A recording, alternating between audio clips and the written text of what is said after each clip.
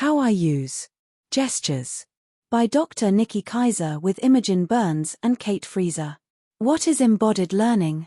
Strategies that engage and make use of movement and the body to support effective learning. What does the evidence say?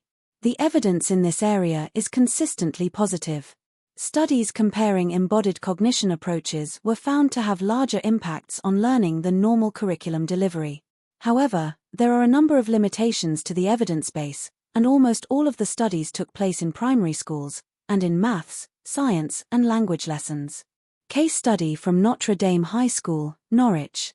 In my role as assistant headteacher, I have the pleasure and privilege of visiting various lessons throughout the week. Today, I found myself in an English class that piqued my interest, not just in teaching methods but also in the play they were studying, Macbeth.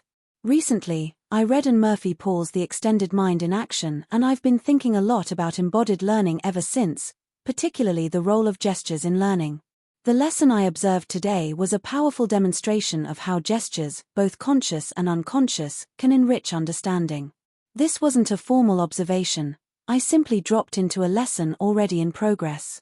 3 students were reading a passage where Lady Macbeth famously exclaims, "Out, damned spot! Out, I say." The student playing Lady Macbeth used gestures throughout her reading, sometimes miming what she was saying, e.g., rubbing her hands as if trying to wash away an imaginary stain, and at other times using her hands to emphasize certain points. After the reading, the teacher led a discussion on the passage. Interestingly, she too gestured while speaking, echoing the student's movements, rubbing her hands as she discussed the line. She even acted out certain aspects, like shining a light on her hand. The discussion then explored how the blood on Lady Macbeth's hands symbolizes guilt. From there, they connected this scene to an earlier moment in the play when Lady Macbeth calls on spirits to stop up the access and passage to remorse. As the teacher quoted this, she gestured to enact the meaning, bringing the text to life. I was captivated by the discussion and disappointed when I had to leave. I'm familiar with the overarching story of Macbeth, but I realized how much of the detail I had forgotten. Intrigued by the passage on remorse, I wanted to read more, but I couldn't recall the exact wording. Later I asked another colleague, also an English teacher, if she knew the quote. I mentioned something vague about stopping the passage.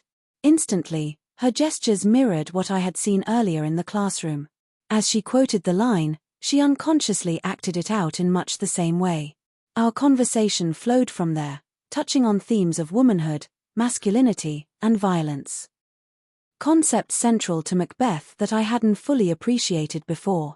This experience prompted me both to read more about Lady Macbeth and also to reflect on the role of gestures in teaching. It's clear to me that gestures aren't just supplementary, they are a powerful tool for deepening understanding, both for students and for teachers.